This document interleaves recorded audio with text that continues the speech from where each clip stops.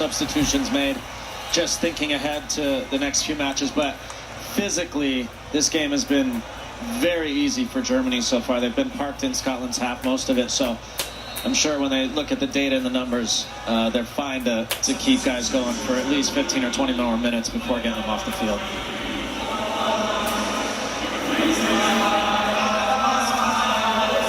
Scored his first goal for Germany in the final warm-up game against Greece. A last-minute winner, spectacular goal as well. A much underrated player who only cost Brighton about $4 million after they've been promoted, and he's been creating chances and assists ever since for Brighton. But it's only Julian Nagelsmann who's come to notice that and pick him to play for his country. So let's see how he goes on here. By the way, that was the first time Germany have scored 3 goals in the opening half of a Euros game. Christie's down injured here. It's looked more clumsy than anything. Yeah, I think they just tumbled into each other there, Rudiger and Christie, and definitely a foul, but those ones hurt, Ian. Definitely was a foul. Scotland would have rather been hoping that happened inside the penalty area. They just need a break to catch a break in this game. Steve Clarke had a very important half-time team talk to deliver. He hasn't made a change as yet. And of course they're playing with 10 players. Like it wasn't hard enough.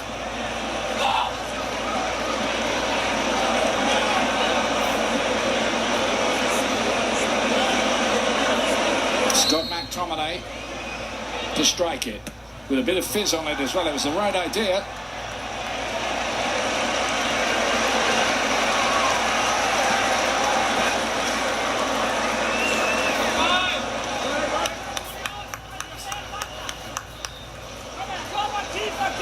This has been horrible for Scotland, but they will reflect that they still do have 2 other games left to rescue the situation against Hungary and Switzerland. But there'll be a lot of pressure to get the required points from those 2 games against 2 useful teams, it has to be said. McTominay going to play a little bit higher up the pitch, and he's fouled. 7 goals in the qualifying competition for Scott McTominay. Only Lukaku, Cristiano Ronaldo, Kylian Mbappe and Harry Kane got more than that. McGregor arriving late. It's a bit better from Scotland at the start of the half. But they're pushing forward. There might be gaps behind. It's bold from Steve Clarke. And Ralston had no choice here but to take down Wirtz as he was breaking out. Good footwork again by Musiala. And if Wirtz clears this tackle, Germany are away again. Ralston had to take the yellow. He's in the book. By the way, Grant Hanley has come on in place of striker Che Adams, so an extra defender. Vastly experienced, battle-hardened defender Hanley on. So I think it's really now for Scotland damage limitation exercise. And the calculation for Steve Clarke was, do I take someone off the field who might somehow find us a goal? And ultimately he decided to, or do I just keep the same team on, bring Tierney inside and play in a back 4? There's Kroos again to Kroos.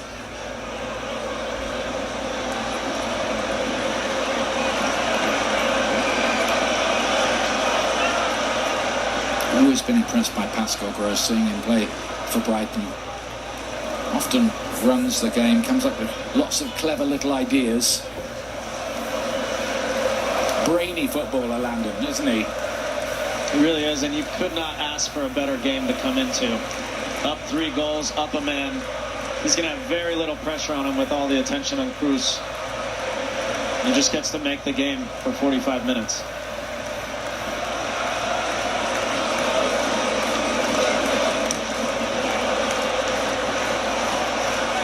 Here's McGinn. Does well to find Christie, who's the player being used furthest forward here by Scotland, which is hardly ideal, really. It's not his game.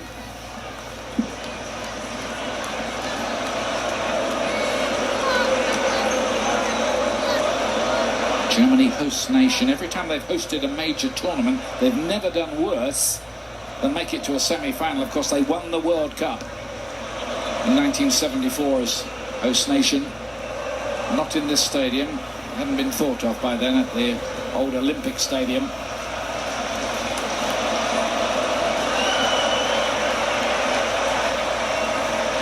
The news of Franz Beckenbauer and Gerd Müller, sadly no longer with us.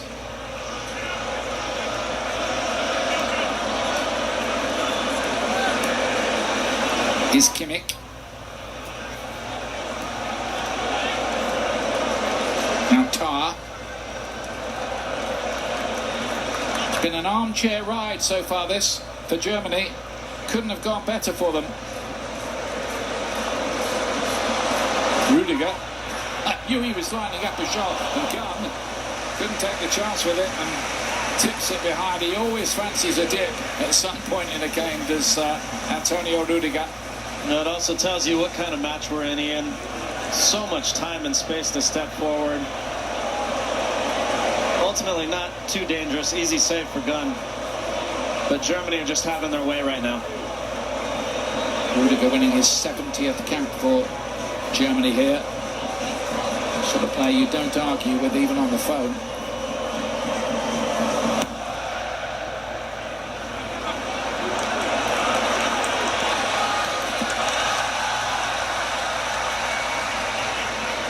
Here's Ilkay Gundogan.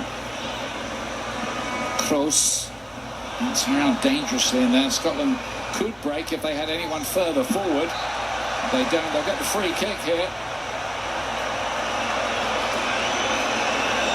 That was a captain's call there, Ian. You're the captain, you get touched, go down. Didn't even really get touched. But usually you get that call when you're wearing the armband.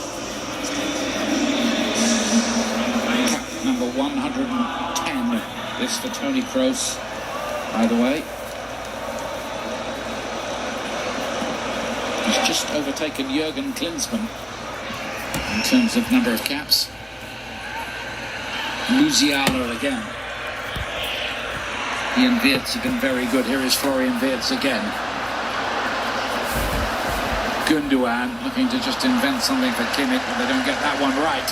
They've got quite a lot right, though. Gundogan used to have a flat in Manchester next door to his manager, Pep Guardiola. That's handy, isn't it? No. Or maybe not. No, not maybe not. I'm not sure he lives next to Julian Nagelsmann, and he's not going to tell us either.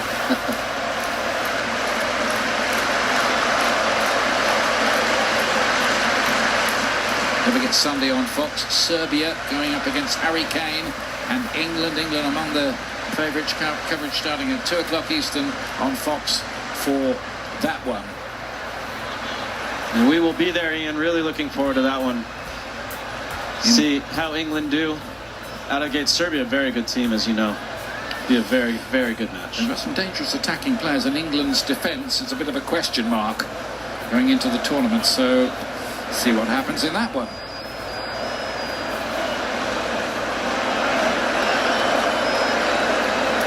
Here's Pascal Gross.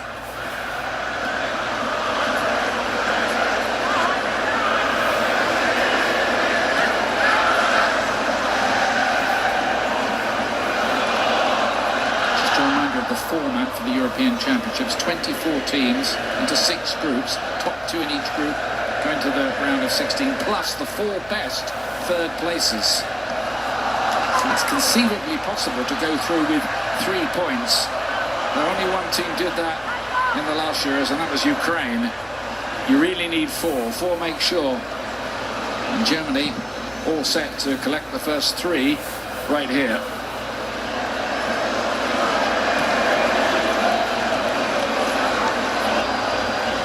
There's Ralston.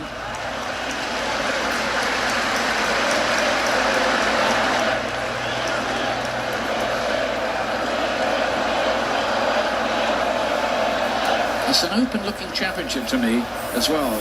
This as well. You could make a case for 7 or 8 teams, couldn't you?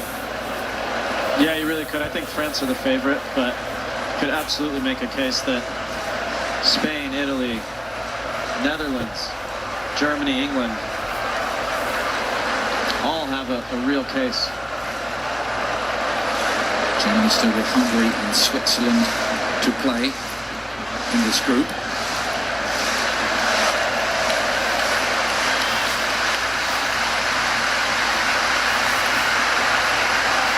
Wednesday against Hungary in Stuttgart, and on the 23rd against Switzerland in Frankfurt. I'm told they're going to wear the snazzy pinkish type kit that they've got for their second match, which the young players like, but you don't.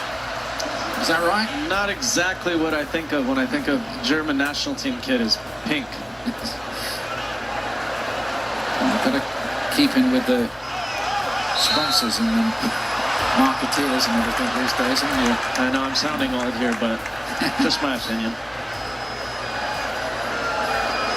Very much wearing the traditional colours today. Though in the past, of course, they used to have black shorts. Not this kind of all-white outfit. Here's Gross.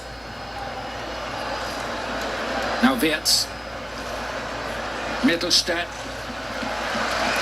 It would be a surprise, really, if Germany don't add to these goals. They're heading for what would be their biggest Euro win.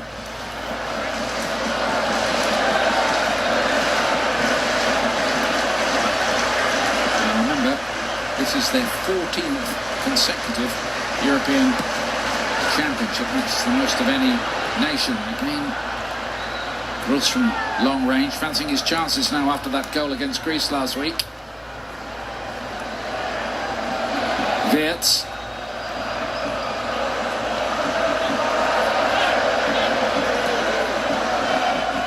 And Gross.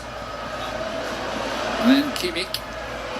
He's going to have a dart as well. They all want to get in on the act here. That's about 3 shots from 25-30 yards in this second half. Havertz already on the score sheet from the penalty spot.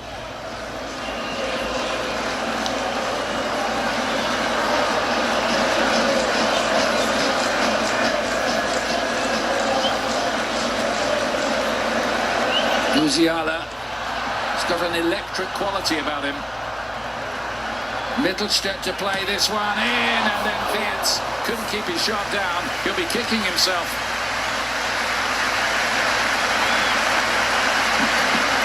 Well, this is excellent from Musiala down the left. Mittelstadt, a really good cross. I'm not sure how he actually doesn't keep this down on frame, hitting it on the half volley like that. He will definitely want that one back.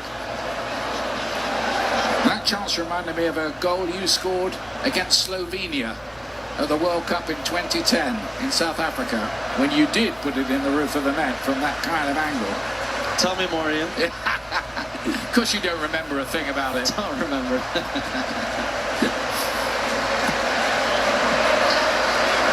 Don't want to flatter him too much, but one of 5 World Cup goals scored by the man alongside me here. I think you got one against Algeria, didn't you, that day? I did.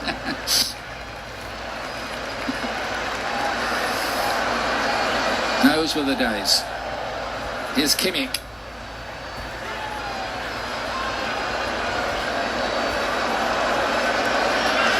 Germany haven't been European champions since they won it in England in 1996.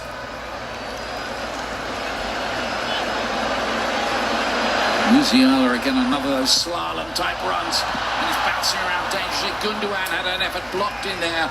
And Scotland really are living on their nerve ends back there.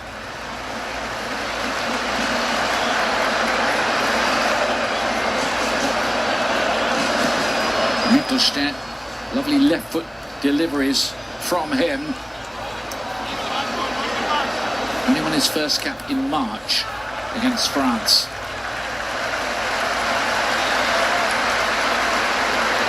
Gets the ball again. Stuttgart were really good in the Bundesliga this last season. They finished above Bayern Munich, in fact, in the runners-up spot behind Bayer Leverkusen.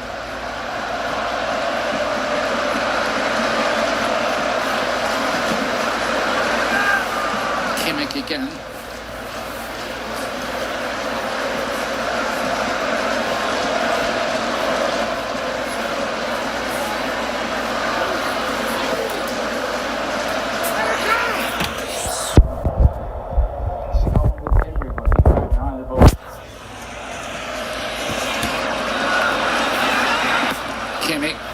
towards the near post. It's not cut out, went a long way. Mittelstadt.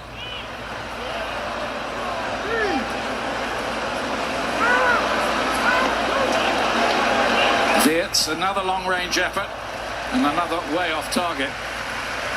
Ian, we're 15 minutes into the second half. Obviously the game has changed with the goals and the red card, but I don't understand why Scotland didn't come out and play this way. You're going to, of course, allow a lot of pressure and a lot of chances, but one of their best qualities is just their last-ditch defending like this here. And if you come out this way and just said, look, have it, we're going to sit on top of our box, make it really difficult. Instead, they allowed Germany to pick them apart in the first half and made it easy. And the game was basically over at halftime. And I think Steve Clark just got it wrong today. When he goes back and reflects on this, he's going to say, I think I got it wrong. So you're advocating park the bus tactics, basically. Well, if you're going to do it, you don't do it halfway. Yeah. Right, and they basically did it halfway with a high back line. And that just allowed Germany, as particular Kroos, Gundogan, just to pick them apart. Havertz nearly got it, not quite.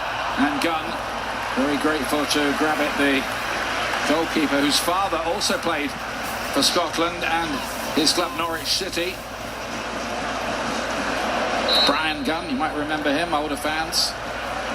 Part of that Norwich team that finished third in the first edition of the Premier League.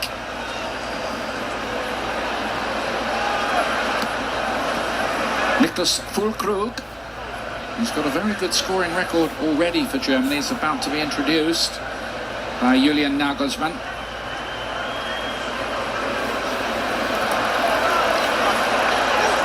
Inside by Robertson. Look at that pressure on the ball from Tar. Who, yeah, he deserved that yellow card. He meant that. Bad challenge that on Christie. It's really just foolish, Ian. You're up 3-0, up a man. You don't need to dive in for the ball there. And now he's on a yellow card, not only in this match, but hopefully for German fans until the quarterfinal. Thoroughly deserves yellow card as well. It was cynical, I thought. Leroy Sané, of course, plays his football in the stadium for Bayern Munich. Has to one or two others out there today. He's coming on too. Havertz getting a standing ovation. Done his job for the day. Füllkrug, 11 goals in 16 caps so far for the Dortmund man.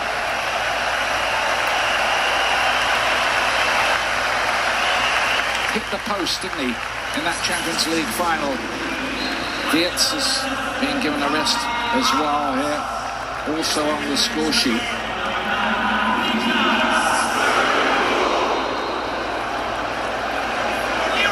They do that all the time in Germany. The crowds always respond, read out the player's first name, and then the crowd chorus his name. Kimmich here, pouring forward. Sané's involved straight away here, and it was a tame effort, really.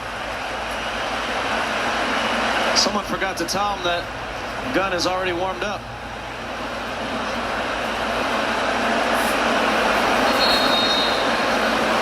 Definitely didn't want to hit that with his right foot, did he? Everything he could not to.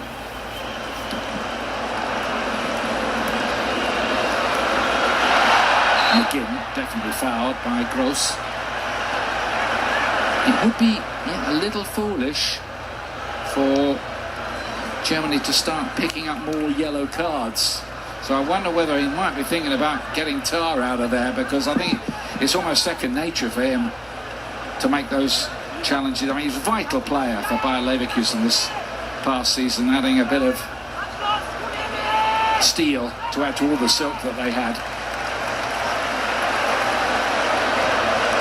Imperious again by Kroos in midfield for Germany. It seemed to be a period when he kind of went out of fashion for Germany, Kroos. As some people call him square ball Tony, but I think common sense has prevailed. He's back doing his stuff. One of the great midfield players of the modern era. Here he is on the ball again now. Mittelstadt and Tierney happy to put that behind for the corner kick. If you're tuning in late, a reminder that Scotland had Ryan Porteous sent off towards the end of the first half. for what basically amounted to violent conduct with a very rash challenge in the penalty area. Endangering an opponent, that was the problem for him with his two-footed lunge.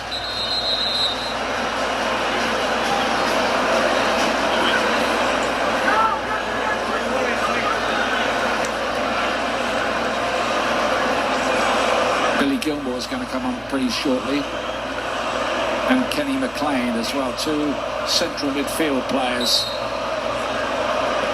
Probably need some fresh legs. Tiring work with 10. It was hard enough with 11. Mittelstadt seeing a lot of the ball, enjoying himself on that left-hand side. Good technique. Tough ball to keep down.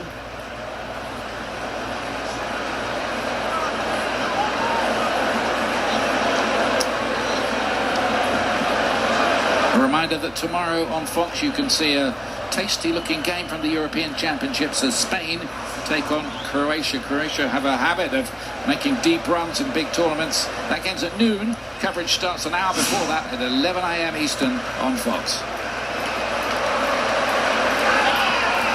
Chance maybe in that game as well, apart from Luka Modric, who's 38, to see 16-year-old Lamine Yamal, who will become the youngest player to appear ever at the European Championships. A massive young talent from Barcelona, so well worth catching him if he is in the starting lineup. Another Brighton man coming on here, Billy Gilmore. You'll know about Pascal Gross facing him on the opposite side, and Kenny McLean, another Norwich City player. Tough shift today for McGregor on his 31st birthday. Not a birthday he'll remember with much fondness, I would think. And John McGinn comes off as well. McGinn, who certainly made a few friends down in Garmisch-Partenkirchen on the border with Austria by joining in with the Bavarian folk dancing to the Umpa band. He's the life and soul, apparently, but somebody's going to have to lift Scotland's spirits after this. McTominay with a deep ball in there. Hendry had come forward, couldn't get on the end of it.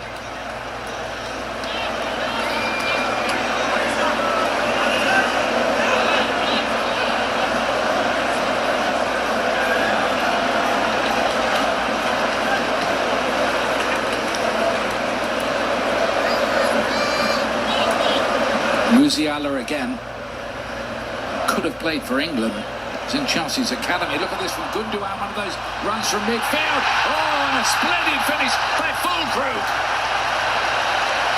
Absolute tracer bullet.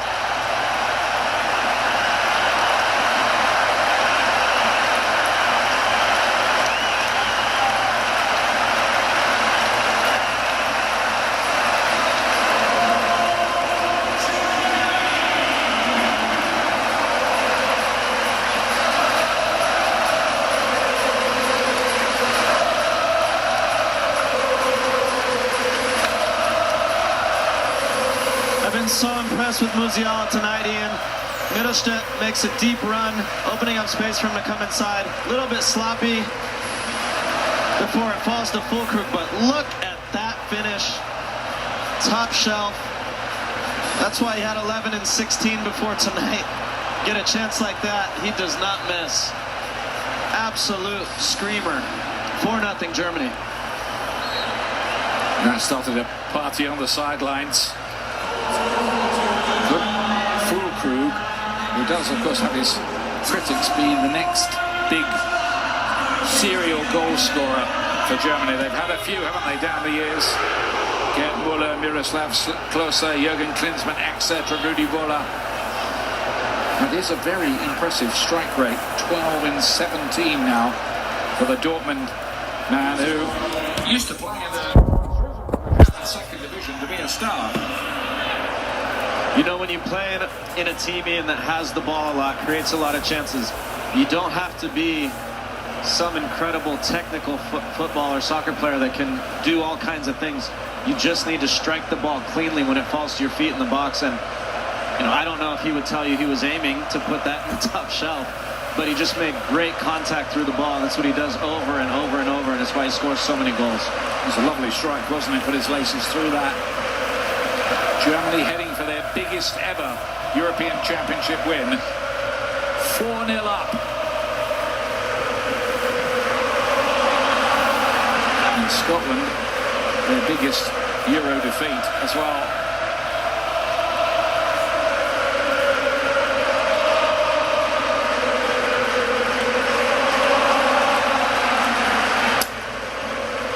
And it's one of those really, isn't it, where everything that could go wrong has gone wrong for Scotland.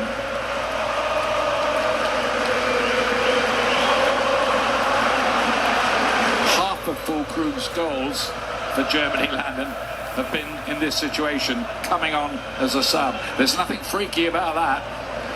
No, and it's the way they're going to use him probably throughout the tournament. You think over the course of this game, they've just worn down Scotland. And now you get fresh legs. It's almost, when things are going this well, it's almost like he intentionally popped it up to himself a little bit, even though he didn't. But when things are going that way for you, everything goes right. Took it on the half bounce, just buried it.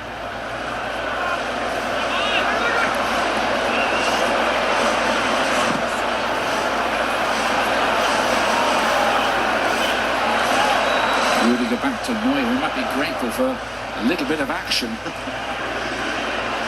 Been in danger of getting cold.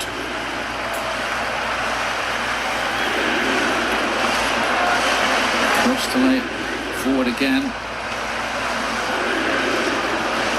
Again, okay, Gundogan.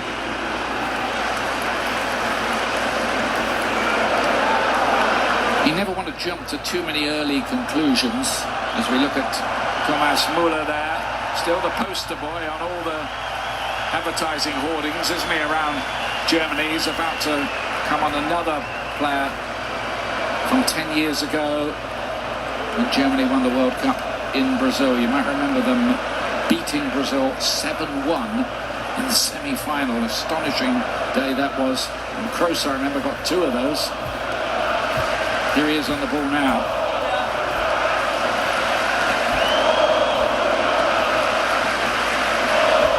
Zane. Well watched by Andy Robertson. Such a different experience for him. The last time he came to this stadium, he won in the Champions League with Liverpool 3-1, and Liverpool went on to win the Champions League that season.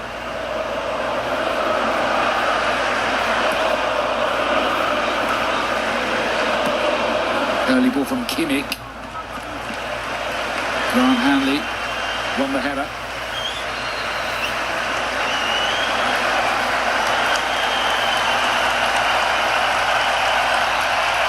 So on comes Müller. 700 plus games for Bayern Munich. And off comes Musiala, who's been brilliant really tonight, capping his performance with this goal. I think he's been the best player on the field, Ian. He's been all over the place, picking up the ball, running at defenders. His passing's been good. His finish was tremendous. He was absolutely lived up to the hype tonight. So Müller is on. Interesting story with him is he's never scored in 15 games at the European Championships. All those goals at World Cups. Here's a chance for him to break that sequence, all right. 34 years of age now. They call him Radio Müller, don't they? He's so available for interviews and so quotable. Ian, when I came to play for Chanting his Bayern name. Munich, when I came to play for Bayern Munich in 2009 on loan for a couple months, at the end of it, I remember overhearing someone say, I don't think they wanted me to hear it, but they said, you know, why would we bring this American guy when we've got a young guy in the reserve team who's going to be pretty good? And I remember thinking to myself, what are you talking about? You don't know what you're talking about. Next thing I knew, it was Thomas Müller, and 15 years later, he's had the career he's had. I said, yeah, you're probably right.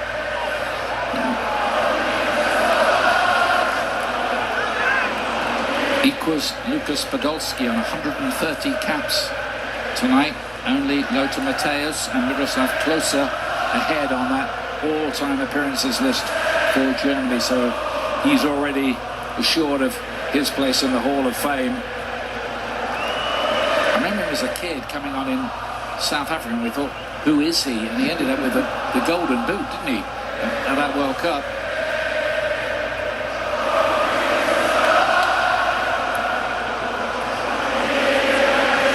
Here is Müller with the ball in full. Krug again, and that is not kept out by Gunn, and Germany score again, and Füllkrug scores again. It's 5.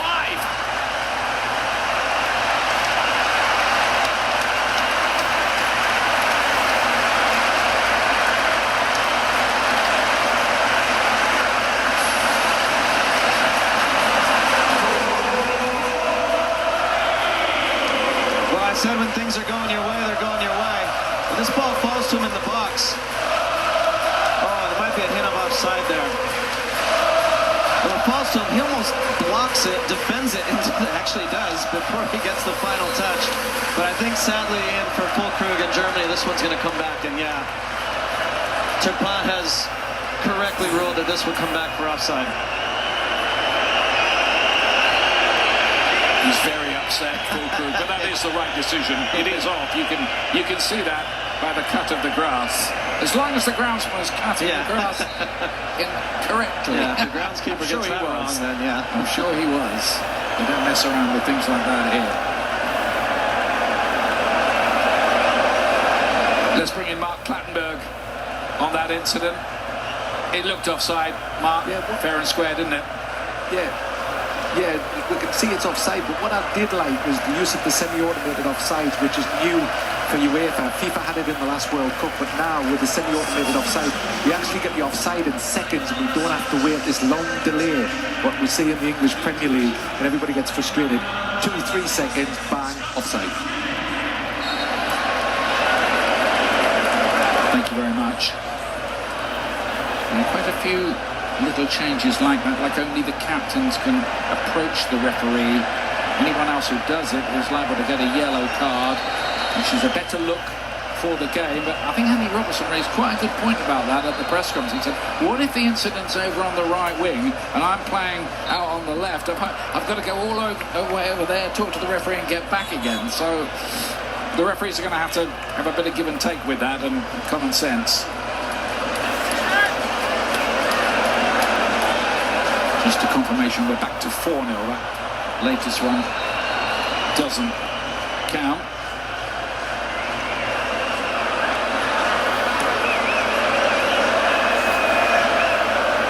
Gross.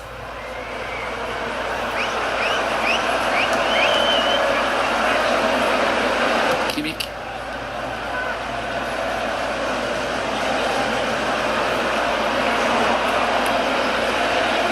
Tomorrow on Fox, defending champions Italy in action against Albania. That game at 3 o'clock with coverage starting an hour earlier at 2 Eastern on Fox. A lot of people discounting Italy in their analysis of what might happen at these championships. I think that's a very dangerous thing to do, and I'm sure Giorgio Chiellini, who's with us tonight back in the studio, will make that point quite strongly. I don't think he's doubting them. No. See the foul here against Mittelstadt. Tomini gets a piece of him. You know, in the way this German roster is built, I think is really interesting. They've got, and the way they play, with Andrik in there, Pascal Gross can do it a bit too. But just have a guy who's no nonsense, doesn't want the ball all the time, happy to give it to Kroos or Gundogan, whoever, and just does his job, and that's really important. Müller. Robertson gets it behind. Müller wants that first Euro goal. That's clear. And just good build-up. Mittelstadt, the header across, and I think in hindsight, Müller might try to score. I think he's just trying to help it on. So clever.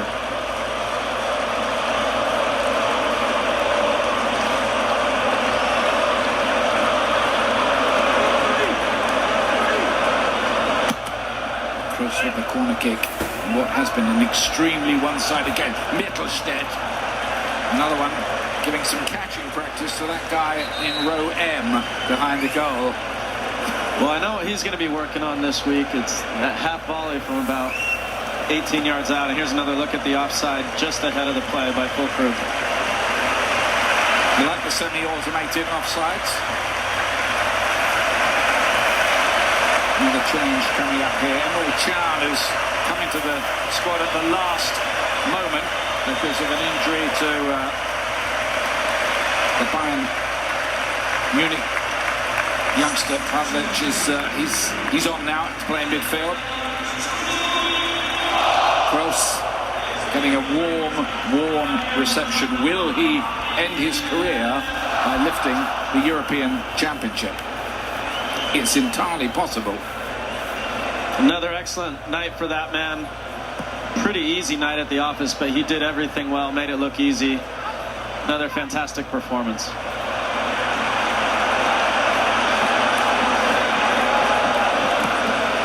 And again, Gundogan couldn't quite get his orientation.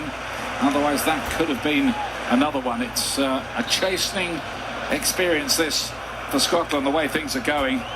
I've been in this situation so many times, Ian, when you're a player. You think maybe the goalkeeper's coming, maybe Andy Robertson's going to head it, so you kind of stop, and then you think, why did I stop? I had a big chance to score there.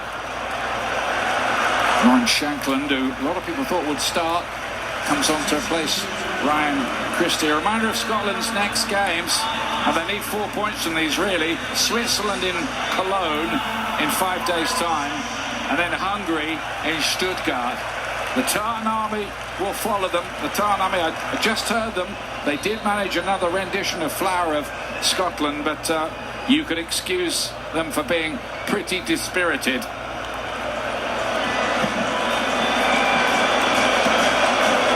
I just want to follow up on my point about Germany's roster. So the way it's built is they have a no-nonsense guy in Andrik, and lots of good, successful teams have a few players like that who are happy to just do dirty work and jobs that no one else does.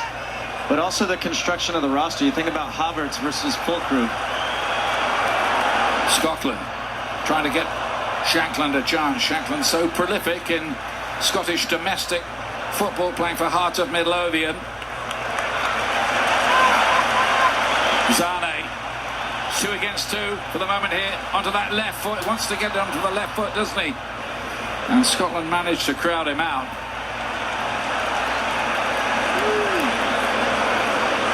And so now Germany have different ways of being able to play. Fulkrug wants no part of coming into midfield and picking up the ball. He just wants to be in front of goal.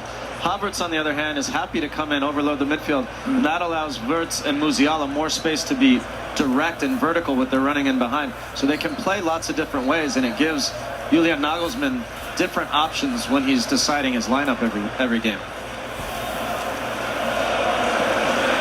Kimmich again, still a very important footballer for the German national side, winning his 87th cap. This is Zane trying his luck again.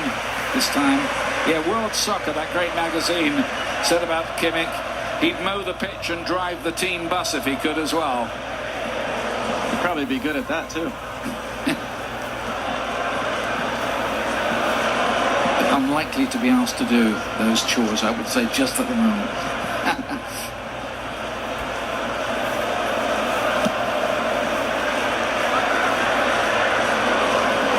George Shankland will be hoping to get a start in the next 2 games, but they've got quite a job. Is there any way back from this mauling for Scotland?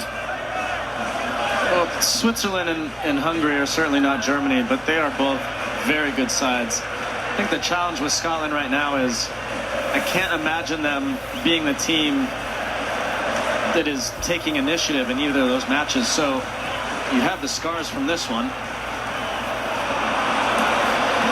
Now you might have to go back and defend again for 90 minutes at a time against those two. And the challenge is they just don't have the threats offensively. Now, that being said, Ian, they beat some good teams in qualifying. They are a better team, much better team than they showed today. But that man's going to have to get it turned around quickly, not just tactically, but emotionally for this team. Yeah, that might be the biggest job. With this kind of goal difference problem, they can't afford another defeat. Any defeat, they're out, basically. Zane goes down a bit theatrically. Nobody's very interested in that incident, including Zane himself, to be fair.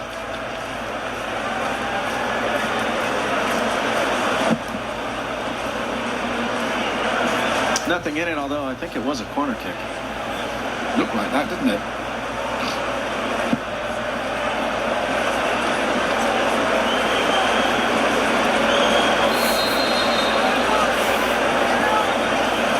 Splendid goalkeeper's eye view right down the stadium for Angus Gunn. And Zane again. How many efforts would you say they've had from outside the box in this second half? I don't think Sane has ever seen a shot he doesn't like. He's probably got 6 by himself.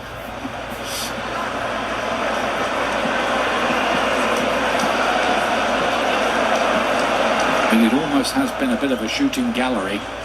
There's a confirmation of what has happened. What you don't see on that caption is that Ryan Porteous of Scotland was sent off just before half-time to make Scotland's already pretty mountainous task even steeper.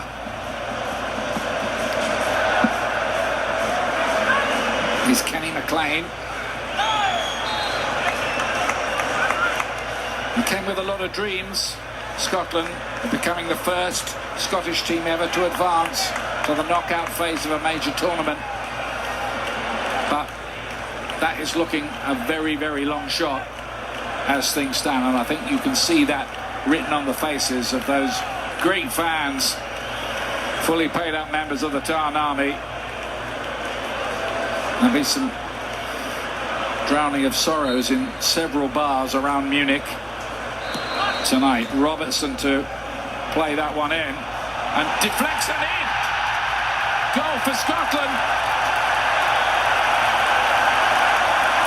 out of nowhere.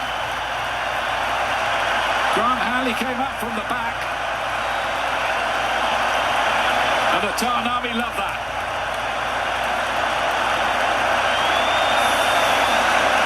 Well, in no Scotland, no party.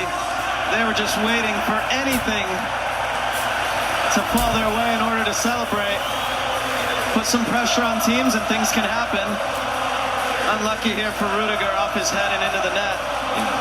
But you would think Scotland were winning 4-1 by the reaction here, and you never know, Ian. Every goal is going to count if Scotland can get 3 points, 4 points. So, important goal in the end. As you see it come off Rudiger, it's 4-1 Germany. Something of a freak goal, they don't care. Scotland scoring in their opening game of the European Championship for the very first time. They're checking for a potential offside. No, you can't do that.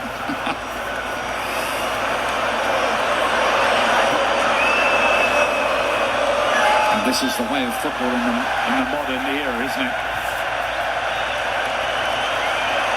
It's okay. Well, now they get to celebrate again, so they're happy. Mark Clanberg, what did you think of that? What did you make of that? Yeah, I was quite surprised that they were actually looking for an offside, because it was a deliberate play by the German player who was first hit the ball, so that's a deliberate play, so it nullifies everything else. So I was quite surprised that they actually looked at that for an offside. Maybe the VAR was a bit bored.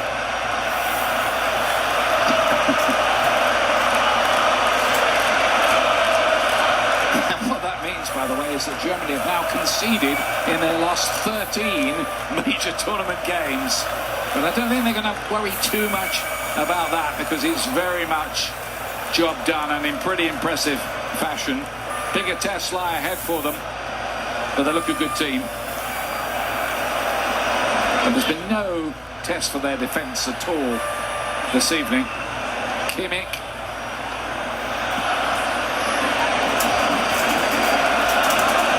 To Pascal Gross.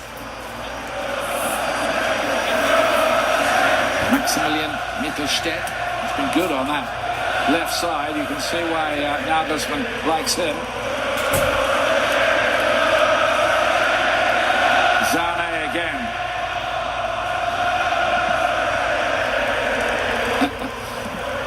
I think the chant is "You're not singing anymore" from the Scotland fans to their German counterparts. We look a little bemused, some of them.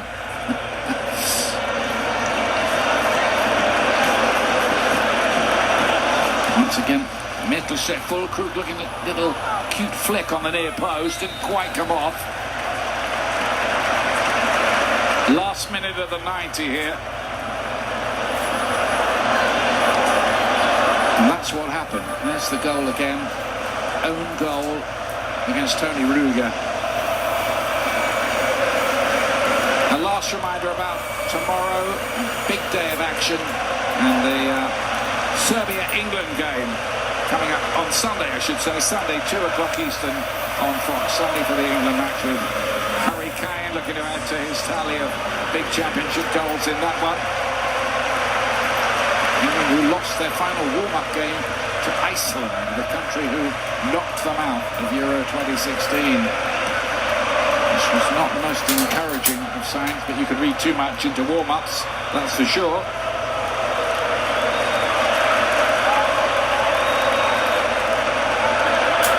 Emre Can dispossesses Kenny McLean for Scotland. It's a good point you make though, Landon. Just improve their goal difference a little bit.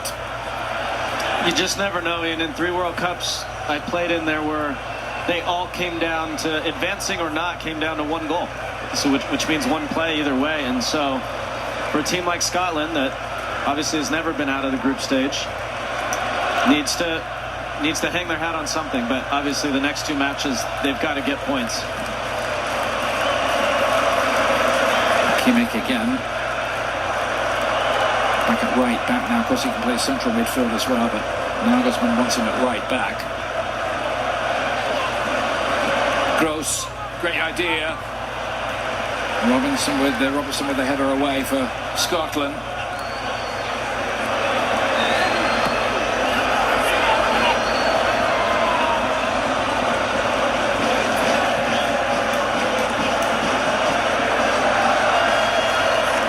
Gross again under pressure from Scott McTominay.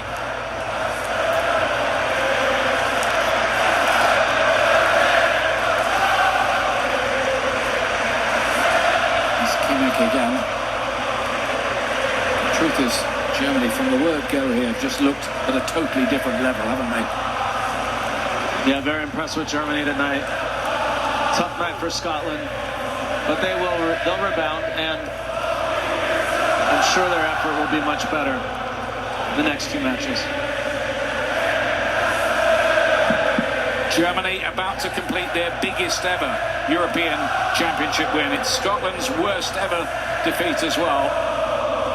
And might it even get worse in the closing seconds? Yes, it will get worse. It's Emre Can. 3 days ago, he wasn't in the squad. He is now, and he scored.